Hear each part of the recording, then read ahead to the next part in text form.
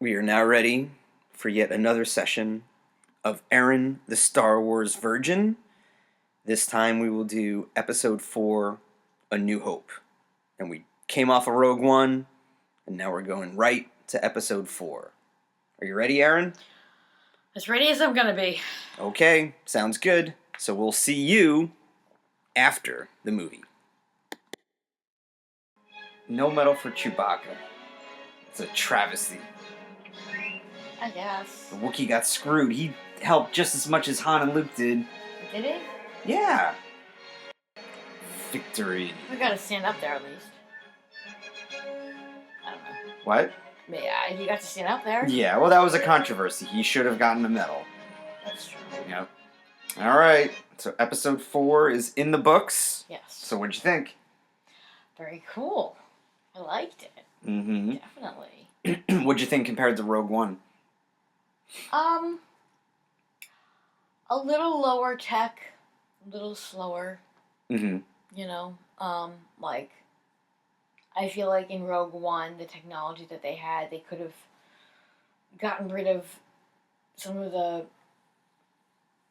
Empire's attacking ships a lot easier. I feel like I don't know, I just feel like the technology was better. Well, I mean, yeah, because this movie was made in 1977. Yeah, I know. And Rogue One was made in 2016. So even though Rogue One, I think, mimicked the technology in Episode 4 pretty well, just the look of it's just going to be more modern because it is. I don't mean, like, the look. Like, I expected this to look like it was made in the 70s, but I think they just, maybe they didn't even mean to use a more advanced technology as far as, like, how the records are kept and how they attack each other and how they do things. What, and how they Episode 4 or Rogue One? I feel like Rogue One was just slightly more technologically advanced in those respects. I guess just like maybe when they wrote it, they, subconsciously had like the mindset of, well, smartphones can do this and Bluetooth can do this. So, I don't know, I just feel like that was a bit of a weird discrepancy. Unless I'm just imagining it. Yeah, I don't know. I didn't catch that much of a difference technology-wise. I mean, maybe a little. I mean, I haven't seen Rogue One as many times as I've seen Episode 4. Yeah. But I think Rogue One at least did a pretty good job. And they wanted to have new things in it, but at the same time, they couldn't surpass the technology because it was in the same. Weird, yeah. Yeah. So, what parts in Episode? So you thought it was a good movie? Yes, definitely. Yeah. So were you surprised when Han came back at the end? No, honestly, I wasn't. No, did you? I mean, I kind of might remember it from when I saw it the first time. Right. And I knew that he's going to be, like, in the movies. Like, yeah. You know, he's not going anywhere, so it's not like he left because he's going to be in later movies, so. Did anything stand out to you in this one? As far as any scenes or characters, or what stood out?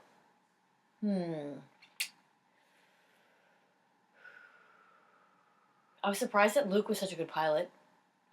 Yeah, well, I mean, they alluded to that because Luke said that about himself, and then they talked about, in the added scene with Biggs said how good a pilot Luke was, and plus Luke was Force sensitive, so he was probably using the Force without even knowing it, and they gave these illusions that he was, and he wanted to join the Academy, so... I think that's right, I forgot about that. So he had the piloting skills just riding around in Tatooine, and Tatooine's such a treacherous planet, and killing the Womp Rats, and they're so small, and doing risky things because, Tatooine's such a risky planet. So the illusions were there, and then added to the fact was that Luke is Force sensitive too. Do you think he was Force sensitive before he met Obi-Wan? Oh yeah. Because I didn't.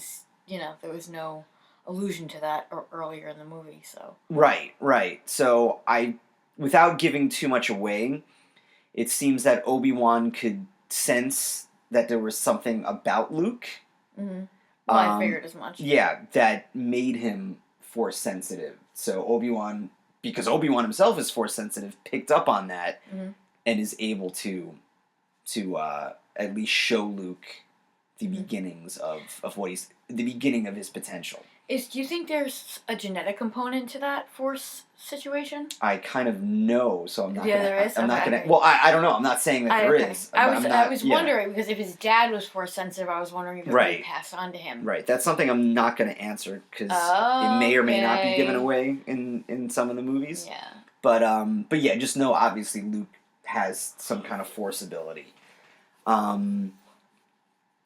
And what stood out to me in episode 4, and I mentioned this while we were watching it, but the scene where Luke argues with his uncle that he just wants to leave, he wants to get out, he wants to go on adventure, he doesn't want to be bored and stuck in this, not just the town, but the planet that he's on is such a desolate, nothing planet on and I feel outer... like to them a planet is like a county or a state to us. Mm-hmm. You know, like, yeah, because to us, like, oh my god, other planets, but to them, it's like, man, it's going on a planet, you know? Right. But Luke can't get out because he can't afford it, and it's hard to leave because you have to have money to leave, and he has responsibilities at home with his uncle, with the farm, and his uncle was always delaying. And how would you have a livelihood, and where would you go? And so the scene where Luke gets into the argument and just walks outside and he sees the sun setting and he's just like so frustrated and with the music and the look that he has, he just wants to leave.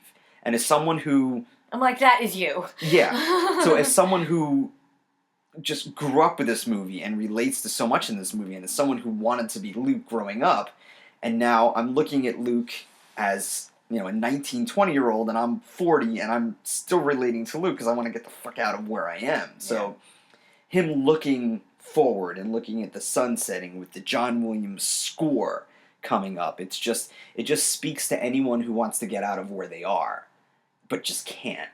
So, so that scene, out of all of them, probably in all the movies, is probably one of the most meaningful. There's so many meaningful scenes to me in this, but that's one of the most meaningful. And the score itself is just another character in the movie. The score just has a life of its own. I rarely listen to movie scores, but this one I can listen to because I know exactly what parts the score is in conjunction with, and it I'm not a big fan of instrumental music either, but this just takes me to another place. You mentioned something that a lot of people caught on, especially after the death of Carrie Fisher, and then even, I believe, when the movie was released, you noticed there weren't any women in this movie. There weren't any women, and there weren't any people of color in this movie.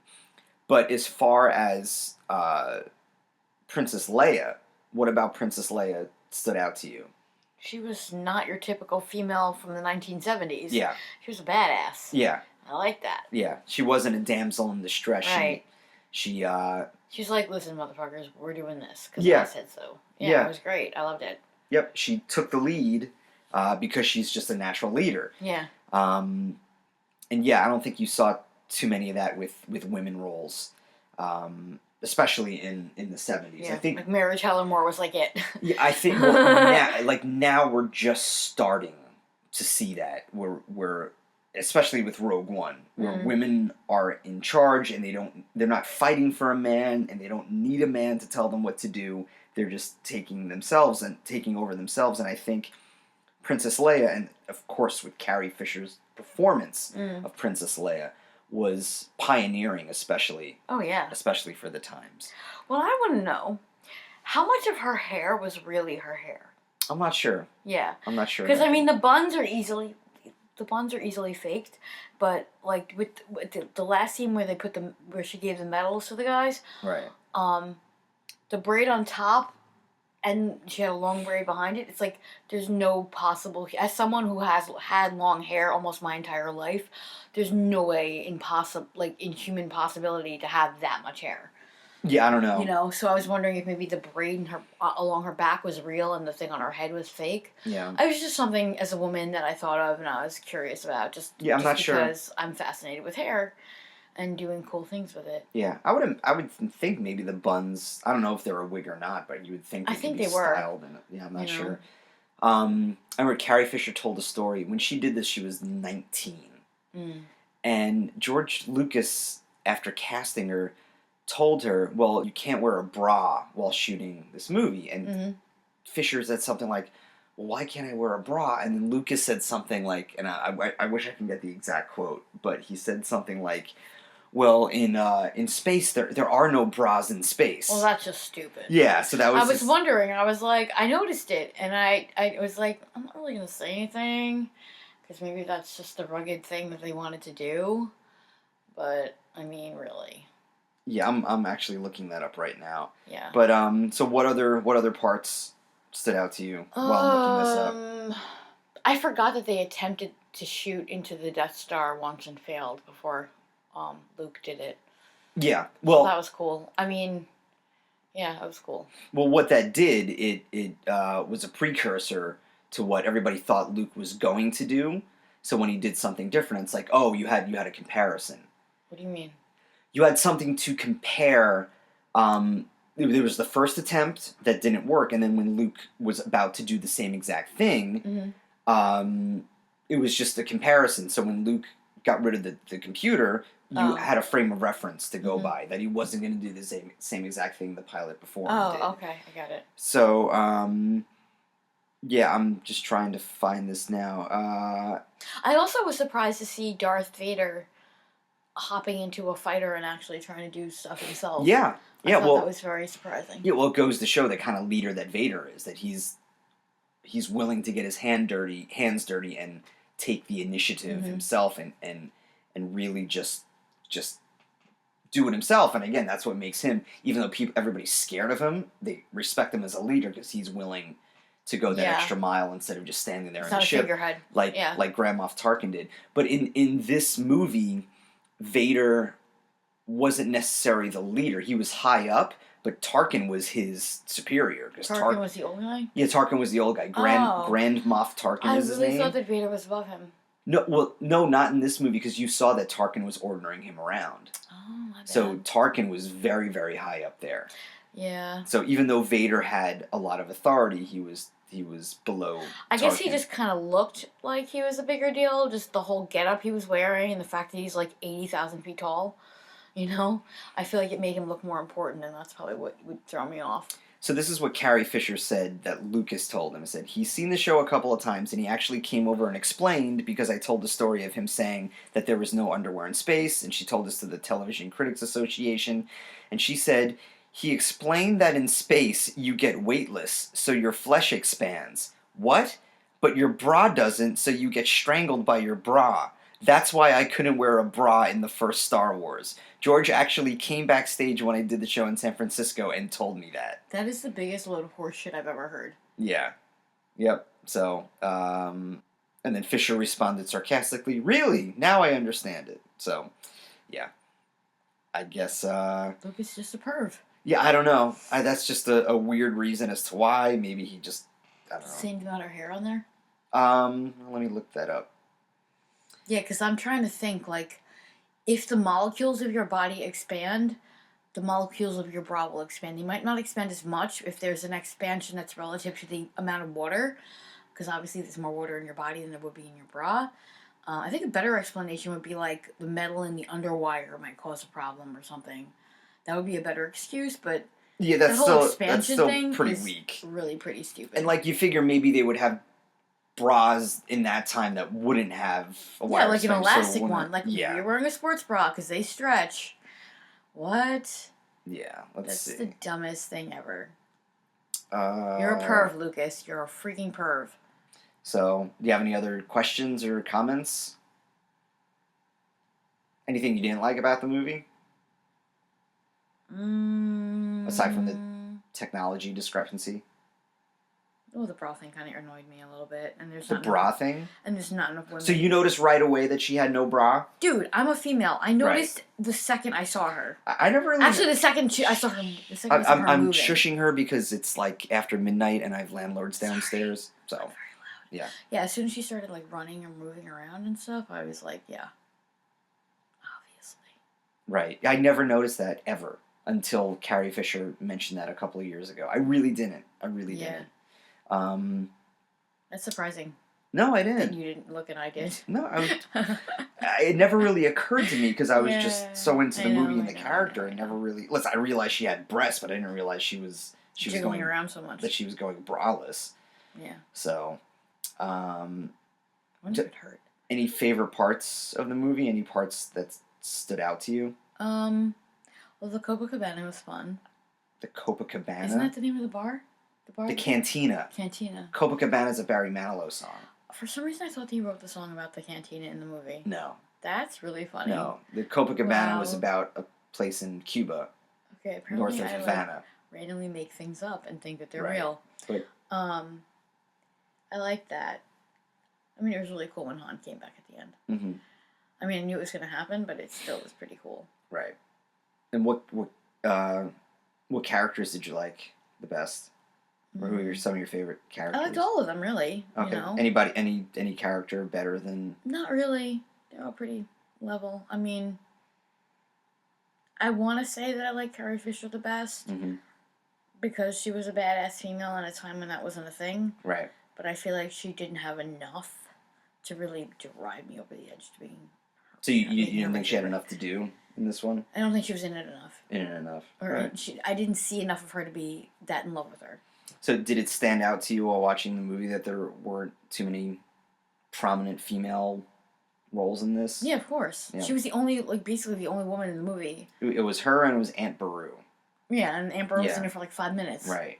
Yep. And that wasn't even a thing. Yeah. And I just wish they had black people in it. Yeah. Or something. Not necessarily black, but any shade of not white. Right. Well, I mean, they more than made up for it in of in course. Episode 7 and Rogue One because they realized, and I don't think Lucas meant to be like, I'm gonna cast all white people. Yeah, I know. I'm sure he was didn't. probably just writing from what he knew and had pictures of people in his mind, and those pictures of people happen to be white because that's where he comes from. But I'm trying to think as far as the prequels, Lucas didn't. Well, he cast Samuel L. Jackson. Yeah. But Jar Jar Binks is kind of a... Jar Jar Binks is voiced by a black guy, but Jar Jar Binks is an alien, so you can't really... Can he, if he's ever gonna do, a remastered version, if he could just make the movies without Jar Jar Binks, that'd be great. I think there have been edits that fans have made. When I watched those movies, I just wanted to slip my wrist. Yeah, well, every time I would speak. That's another movie. But as far as Episode 4 goes... Yeah. Any other questions or comments? I can't think of any.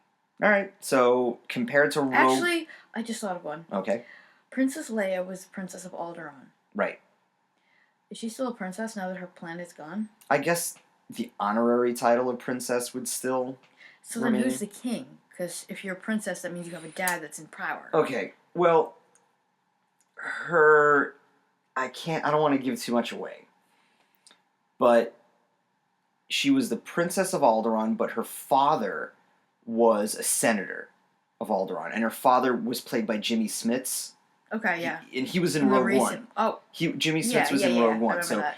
And in Rogue One, he said, I have to go back to Alderaan, because he had something to take care of. So Princess Leia's father was on the planet.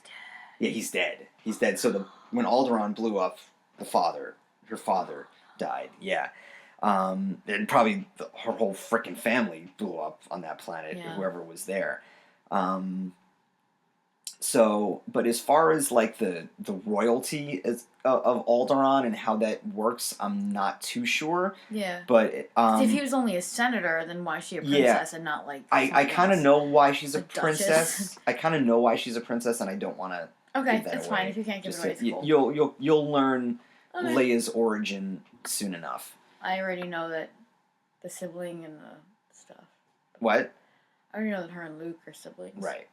Because I just happen to know that. But I'll pretend I don't. Good. So, I found something. This is according to Entertainment Weekly. And so, achieving Leia's unforgettable hairdo, a side part with sculptural mounds of follicular earmuffs was no easy feat. It took 2 hours to do that hairstyle. I would come in at 5 in the morning before anybody. I would come in plain and end up looking pretty. Pretty weird. This is from Carrie Fisher. And then she said, later on, I did Saturday Night Live. I was playing Princess Leia. They clunked a hairpiece on it. It looked exactly the same. I was going to say, follicular, that's just too much work. Yeah. Yeah, well, I guess Lucas had a vision and he wanted it perfect. And I believe Lucas modeled the buns off of women Mexican revolutionaries in the time of Pancho Villa. Interesting. So, yeah, I believe that's where he modeled that hair piece from. You know what? Let me find out. If only there was a device existed. Yeah. If only a device existed where I can look things up right away. I'll be right back. For this, and this is from an article in BBC. In 2002, Lucas told Time that he went with a kind of southwestern Pancho Villa woman revolutionary look, which is what that is. And he said the buns are basically from turn of the century Mexico. But then there are that claim has been refuted by Tabia Linhard. She's the author of Fearless Women in the Mexican Revolution and the Spanish Civil War. She said, as much as I would like to say that Princess Leia's hairstyle was based on the soldaderas from the Mexican Revolution, this was probably not the case. So Lucas says one thing, it was refuted. I mean, there are pictures of women from way back that have a similar hairstyle. Holy crackers, those are huge. Yeah, but They protrude a lot more for any of the audience who haven't seen them. Yeah. They're a lot taller, flatter. They kind of stick out at the top a little bit more. Kind of like a kid with big ears, as opposed to Leia's more svelte and tucked a little lower and behind. Yeah, well, this woman right here, I mean, it's very similar to what Carrie Fisher had, but again, historians that one is ridiculous. Right. That almost looks like devil horns. It doesn't, the way they stick out so far. Right. So it seems that historians are, or some people are refuting that. So I'm not sure. So this is what Lucas said. Yeah, it is a little nitpicky, but listen. If you're looking at all possible hairstyles, yes, it's very similar to the revolutionaries. But if you're looking like really, really hardcore, you can tell a lot of differences. Right. So, I'm not sure. But if that's the case, if that's what was Lucas's intention, that's pretty cool. And there's a lot of, as far as like the Jedi go, it's a lot of influence with the samurai. Yes, and that's obvious. That's who he models the Jedi after.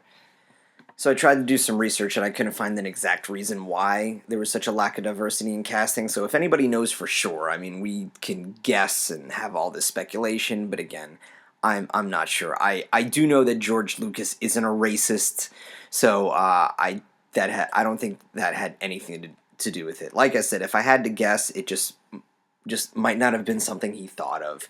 Who knows? I do know that an actor named Glynn Turner did audition for the role of Han Solo, and he didn't get it, but I can say that my fondest memory of Glynn Turner, and he's been in a bunch of things, he's a very successful character actor, but he had a run in the HBO show called In Treatment with Gabriel Byrne, and it's about a psychologist or a psychiatrist treating patients, and Glynn played one of the patients, and he was incredible in that. So I definitely recommend seeing Glynn Turner in Treatment just to get a taste of his acting ability, because he is a top-notch actor. So like I said, I try not to say things that I'm not too sure of, and like I said, I don't know why there was such a lack. But luckily, Episode 7 and Rogue One have made up for it, even though, listen, better late than never, and the Star Wars movies down the road will have a diverse cast, which is great for everyone. So it's really late, or early in the morning, I should say. Mm-hmm. So it's now time to sign off. Do you have any final words, Erin, before we go? That is her final word, and my final word is, may the Force be with you. Indeed. And on to Episode 5. Later, Gators. Bye. 1, I can't believe I said later, Gators. And 2, this is a bonus section where you're going to hear all our comments during the movie. So I painstakingly edit everything, and I leave it recording, and just so it naturally picks up any comments. None of it was forced. None of it was like, hey, let's just say something just to say something. It's genuine reactions that we both have to watching the movie. So enjoy this, and maybe I'll say goodbye again after. Oh, this is just showing off the THX sound, which was big at the time. So it just goes. Oh, we're just gonna blast out your eardrums and make you sad. Yeah. But that's how you knew back in the day there was going to be good sound, because it was just. Like my dad, when I was younger, had surround sound, and that's what he used to do. Just, oh, here comes the THX. Oh my god. Alright, here comes the crawl you don't like. It makes me feel not illegitimate, but something along those lines. Because I can't read it fast enough. No. I think it moves relatively slow, so you'll be able to get it. See? A long time ago in a galaxy far, far away. Now, I modeled my podcast logo off the colors of that. That yellow? Yeah. That shade of yellow? No, not the yellow, the teal, the blue of a long time ago in a galaxy far, far away. So I think I got the right color. Did it always say episode 4 in the beginning? I don't think it did, because originally it wasn't. They didn't know that it was going to be the force of whatever. When the movie was first released in the movie theater, it didn't. But then subsequent releases, it did. Because I think Lucas realized, oh, wait a minute, this is a part 4, let me put it on there. Like, Lucas's story kind of changes, depending on when you ask him. But, yeah, so after the fact, he put the episode 4 in. Are you reading? I'm trying to. Yeah. So just realize, again, this takes place a couple of minutes after Rogue One ended. Yeah. So, did you read it, or you want me to rewind it? You want me to rewind it? No, I'm good now. No. A little slow. Alright, so you remember the ending of Rogue One? Yeah. So, that ship look familiar? I modeled that perfectly. Huh? Yeah. And then yeah. So I think this DVD is one of the special editions, so it was cleaned up from the original version. I was going to say, this looks clear and modern as hell. Yeah. Like, wow. And that was done by design. Yeah. But, like, doesn't it match Rogue One? Yeah. Like, wow. Pretty good, yeah. Or Rogue One matches this, I should say. Yeah. I almost feel like they put the part where they were shooting at the thing. Oh, yeah. They took it from this one and put it in the other one. No, they just redid it exactly. Exactly, yeah. Okie dokie. Yep. And this is all, like, those ships are just model work. So imagine seeing this in 1977. Like, nothing like this was done before. So it must have been amazing. It was amazing when I first saw it. While I was editing Rogue One, I had no choice but to hear the sounds of Rogue One in the background, and just the sounds of the movie were good. Yeah. It's the same thing with this one. It's just listening to the sound. Yeah. All right. This guy looks familiar, right? Yeah, obviously. Don't live under a rock. But it's like, now we know what he did before boarding this ship. Kinda. Yeah. How he just slaughtered people single-handedly. Oh, and there you go. That's actually Carrie Fisher. Yes. So was that a dude in a suit? Yes. Yep. And then the voice was overdubbed. Yeah, obviously. Yeah. So this scene, those two gunners didn't fire because they said we didn't detect any life forms. It must have short circuited. So if they fired on this, everything would be over. Yeah. But the actor's name is Anthony Daniels. He's C-3PO in every single Star Wars movie. He's the body and the voice. Wow. So he has to. I mean, he's a slender guy to begin with, but shooting shit on lock. Yeah, well, shooting these movies, yeah, especially in the desert. Ugh. Yeah. So when they shot in Tunisia for the desert scenes, and he was in that robot outfit. Poor guy. Yeah. the plans Cassian and Jin sent them. So she was in the government as a diplomat, and her She's father a was princess. Yeah. her father was a senator. Right. So Vader's saying you're part of this rebellion and you're gonna pay. Was her dad part of it too, or just Her dad was a senator. Yeah, her dad was in Rogue One. Her dad was played by Jimmy Smits in Rogue One in the prequels, so he had a small part in Rogue One. I vaguely remember that now. Yeah, but her father was a senator. So that's Tunisia? I'm not sure. The desert scenes, I believe, were shot in Tunisia and Death Valley. So I'm not sure which one this was shot in, but I'm sure it was hot wherever they were. Yeah. I don't think Death Valley is hilly. Oh, I don't know. I'm pretty sure it's all like flat sea level, below sea level. So Anthony Daniels spoke the dialogue, but then he overdubbed it later on. Right. He has the same kind of voice as Richard Dawkins. Mm-hmm. I mean, the sound design's so good. You hear the gears while C-3PO's walking. It was Death Valley because I don't think Tunisia has mountains like that. Mm-hmm. I can't help feeling sorry for them. Yeah, the actors, yeah. Like, I don't even like it if it's over 70 degrees and I'm naked, so yeah. Well, at least it's reflective and not black. Yeah. Well, know that Anthony Daniels has made a fuck ton of money, yeah. I don't know about that. I mean, I'm sure he's done fine, but just a living just playing this character. Yeah. All the different spin-offs and cartoons and conventions. I believe that skeleton is from a Kryet dragon. What now? Kryet dragon, but you wouldn't know that unless you just like read way into it. Oh no! It's a dungeon of misfit toys. Yeah. Walking trash can. What the fuck is that? Detroit. Scavengers. Looks like a Jones Beach garbage can. Hmm. Alright, this scene wasn't in the original. It was added for the remastered version. This is interesting. It's just unnecessary. I don't remember that thing being a thing. No. That creature. I think it was just a way for Lucas... It looks so CGI. Yeah. That's how you know. Yeah. And it's not really necessary. Yeah, so why did they put it in? I think Lucas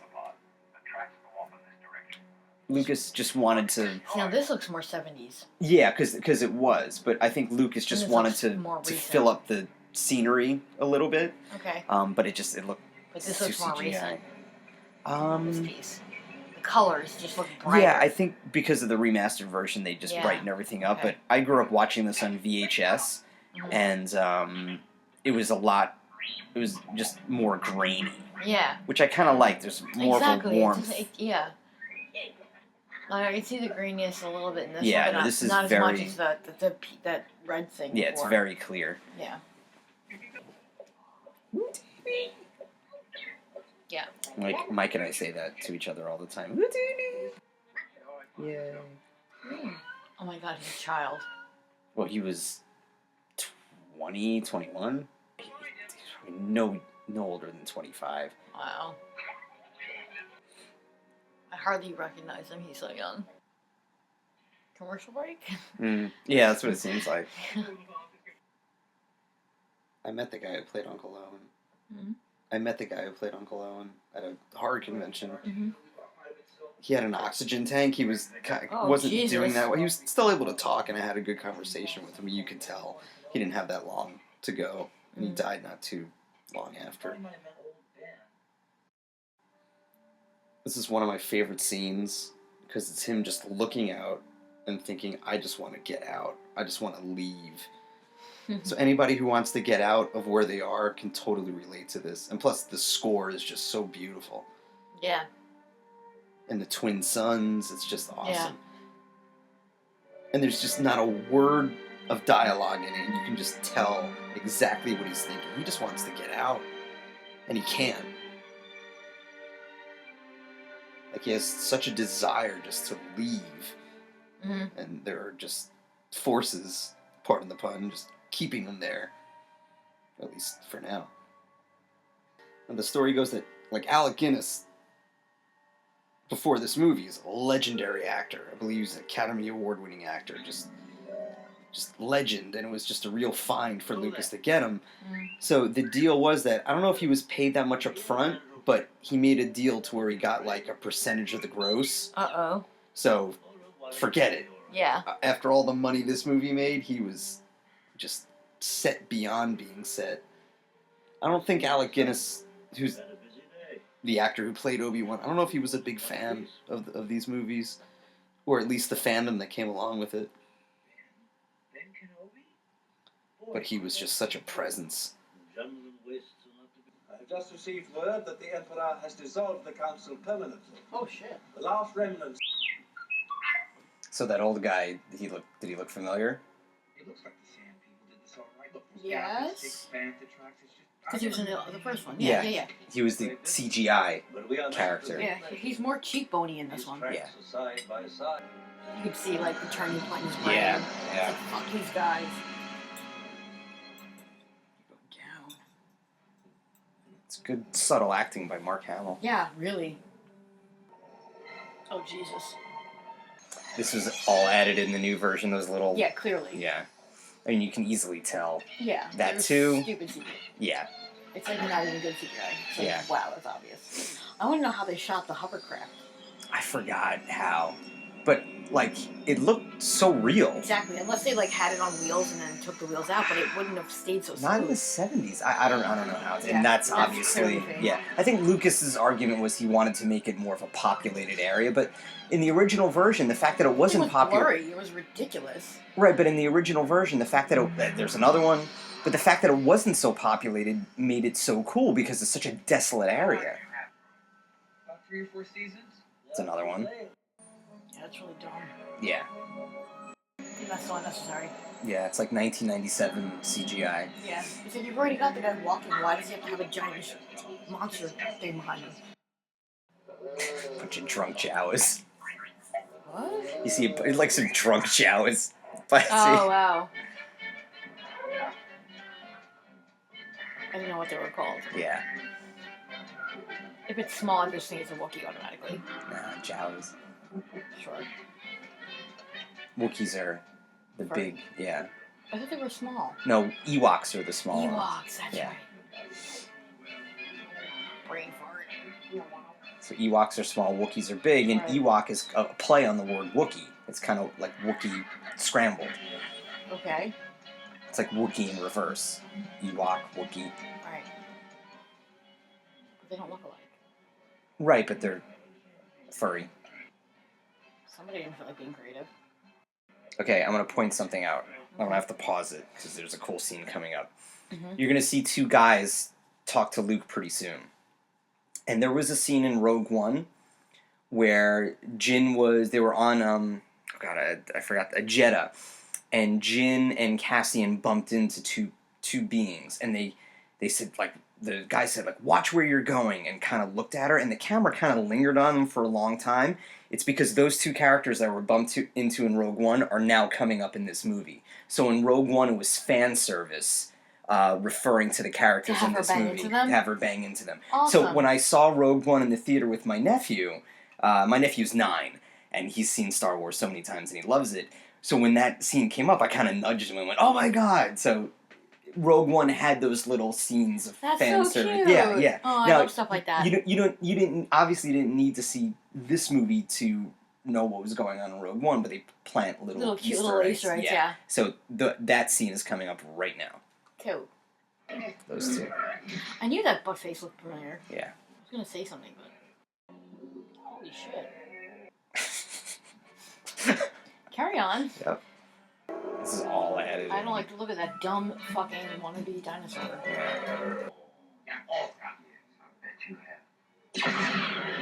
Okay, now I have to address this. Mm-hmm. In this version, you just saw Greedo. Greedo's the green guy, the bounty hunter going after Han. You saw him shoot Right. Han first, and then Han shoots him back. In the original version, which is the only version that matters, Greedo did not shoot at all. Yeah, I was gonna say. Yeah, it didn't look right. It looked fake. Yeah, it looked weird. Yeah, because Solo didn't react to it. He like barely moved aside. Exactly, because Lucas added it in Why did when he fuck this up so bad? Because Lucas didn't want to make Solo a ruthless killer. But meanwhile, Han shooting Greedo like that fed into the fact that Solo was this rogue, was this guy who's willing to do anything to get the job done. Solo isn't a completely good character. That's what people liked about him. Now, if you want to look at it, Solo, with Greedo not even shooting him, Solo did act in self-defense because Greedo was going to kill him anyway. Of course. So they didn't even need to put that in, that Greedo shot and then Han shot second. Especially if they kept shooting, they kept going down to see his hand, like he was preparing to shoot him anyway. So it's like, what the fuck is the point? So the fact that Han took the gun out and shot him first without even reacting to it shows what kind of character Han Solo is. Yeah. And shows what kind of environment he's in and how you have to act in order to survive. Desperate. He's a smuggler. He's a criminal. Right. That's how you need to act. So, so there's, if you just Google, Han shot first on the internet, you get all these articles and all these memes because, again, Lucas, even though it's his movie, he just kept making these changes even after the movie was done. Kind of like revisionist history. Yeah. And none of them really made the originals any better because they were just so good to begin with. Yeah. So, again, I grew up watching the original version, and when this came out, I was just like, what? And, like, anybody who sees this, especially my nephew, like, he knows because he just goes on the internet, but, you tell him, it's like, no, that's not how it happened. That's not how it's supposed to be. He's probably seen it. He's probably seen it on the internet. But, again, this gave such a glimpse into the Han Solo character. He is the gunslinger. He's the rogue. He's the guy that's kind of gray. Where if you look at Luke is kind of, on the good side. Yeah. Total good. He seems like a goody-goody. Yeah, while Han kind of isn't. Again, he's a criminal. Yeah, he's a smuggler. Rough around the edges. He works for organized crime. Yeah. Jabba the Hutt is a gangster. Is like is a mafia don. Yeah. So So the fact that Lucas did that was disappointing. Oh, all right. I gotta. Hold up, that's not real. That is added. This. Not only is Jabba the Hutt added in this, this whole scene was added in this. This is a special edition. So in the version that I grew up watching, this scene was nowhere to be found because it just repeats what was said in the Greedo scene before. So this was just done as a treat for fans who are now watching a scene that they never saw before, but it just doesn't work, and the special effects are bad. It looks really and dumb. It takes away from who the mystery of Jabba the Hutt was, because he was only mentioned in episodes 4 and 5, and then you got to see him in episode 6. Yeah, I got the impression that he never left his lair or whatever. Yeah, because he was so just slovenly and wasn't able to move. But this is like he's moving around. Now, in the original scene of this, when this was shot in 1976, 77, there was a human playing Jabba the Hutt. So it was originally a human who was cast to play Jabba, but then they decided to use a monster instead, and rightfully so. But what did the human look like? From what I remember, he was like this big burly guy. Okay. But, so they took the digital Jabba and put it over him. So just ignore this scene. Watch it, but just ignore it for the context of what the original movie was. It's like, I don't understand. It's like, the whole point was he's so big and gross that he can't leave, right? Yeah. Wasn't that one of his things? Right, that was one of the points that could have been made when you saw him for the first time in episode 6 originally, but again, Lucas likes to rewrite history, so he's doing it with this scene, which wasn't received well. So stupid. Yep, well, here you go. Enjoy the stupidity. Sounds a little bit like Creole. Yeah, I don't know the basis of the language. Because a few of the words, yeah. What? Said I want to look up where that language came from. All right, now we're back to the original movie. Because I guess it's CGI. Yeah, Rogue One, he was all CGI. Yeah, but he looks considerably older. Yeah. Well, that was the real guy. Yeah, I get it, but I'm just saying. Yep. I guess the digital cleaned up his age a bit. Was that little flying thing added? No, yes. It looks fake. It looks obvious. Yeah. I'm pretty oblivious to most things, but occasionally I can pick up on stuff. Mm-hmm. I'm surprised I can travel at the speed of light. Of course, it's aging issues and stuff, you know? I'm sure they didn't. Lucas didn't think of that when you wrote it, or even knew about it. Yeah. It's just something cool. Yeah. Oh, she's so tiny. Aww. So sad. It's a lot stronger than it was in Rogue One. Yeah, it is. Which is very strange. Yeah, well, they tested it, and now they're able to. I suppose. To really do it.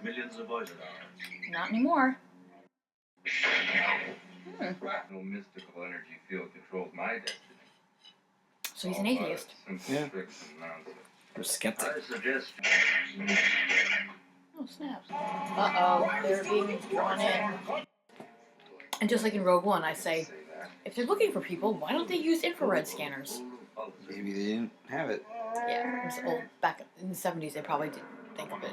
Well, their scanning crew is. It's more of the scanning crew, I guess. It's all yours. If the scanners pick up anything, report it immediately. Oh, there you go. Uh-oh. Because we need 2 more uniforms to wear.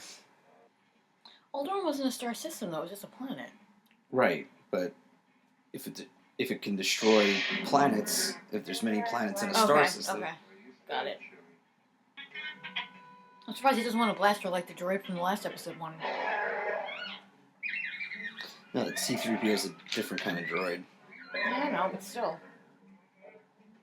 He's a protocol droid. He's not a fighter. Desperate times. I like how the good guy's blue and the bad guy's red. Yep. Just saying. Oh, you dumbass. I was hoping he would rematerialize. Is he toast? I'm not supposed to ask for spoilers. I'm just too inquisitive. Doesn't even have time to grieve. Who does? Mm-hmm. It's like a really awesome video game that you play in an arcade. Well, this was modeled after real-life dogfights from World War II. Oh, So really? Lucas watched those film footage and Huh. modeled the space battles after that. Interesting. Yeah. It's been really fun to film this part. Yeah.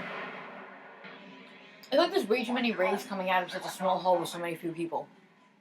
What? It's like there's only like 1 or 2 people available at the hole in the door at a time, and there's like too many blasters coming out. I like that she took the initiative. Yeah.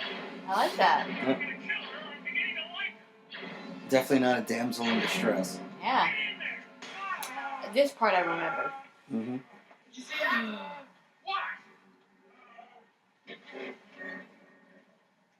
What the fuck is that? Oh, sweet God. I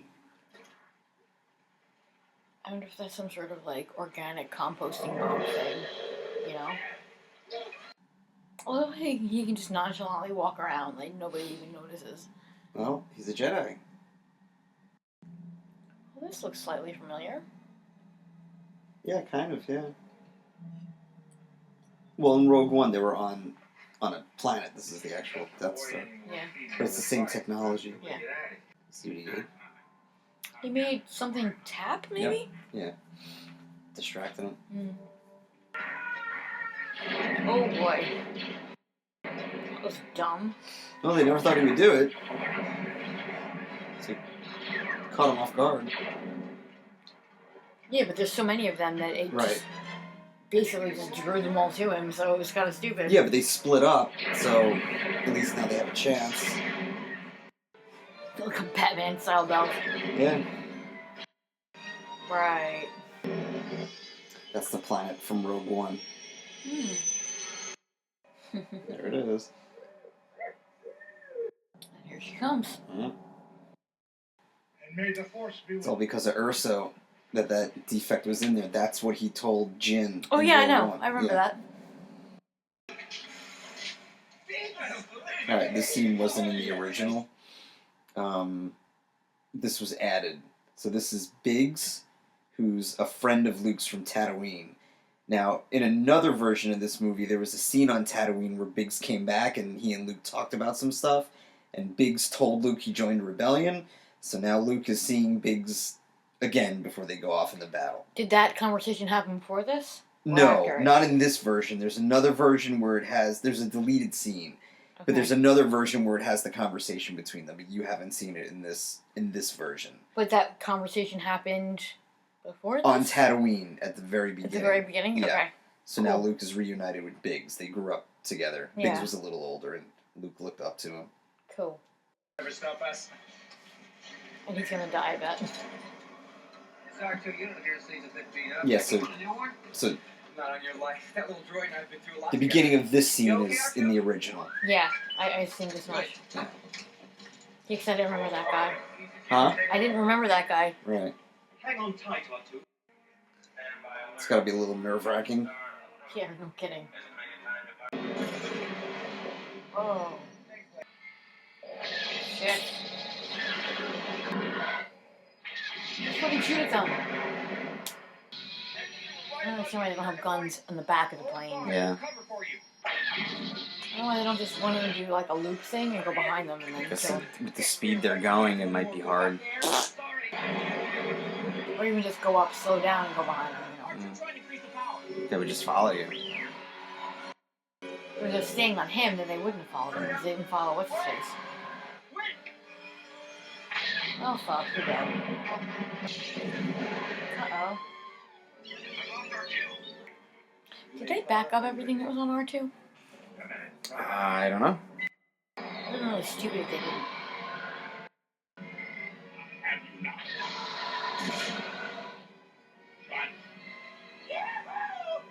Yes. I was wondering why Darth Vader didn't die. Now I know. I forgot about that part that he was flying the thing. I think my dad told me that when he saw it in the theater, the whole theater just erupted because they didn't expect Han to come back. Yeah. So did they said multiples as like backup? Like one, if one fucks up, then the Yeah. other one can. Well, they're all going in the trench. Yeah. Just to make sure at least one of them gets through, I guess. Yeah. This is all model work. Yeah, I figured. Aww. That's a snazzy jacket you got there. Yeah. They were both snazzy jackets. Snazzy jackets, indeed. So this is really goodbye. Just a couple of plugs. Follow Erin at ERunNuevo. I will spell that ERUNUEVO on Twitter. I am at Mike Lane Act on Twitter. That's MikeLaneAct. And I'm at Mike Lane Actor on Facebook. So subscribe on iTunes. You're probably listening to this on iTunes. And comment and contact me in any way possible. So until I hear from you, and hopefully I will, but even if I don't, may the Force be with all of us.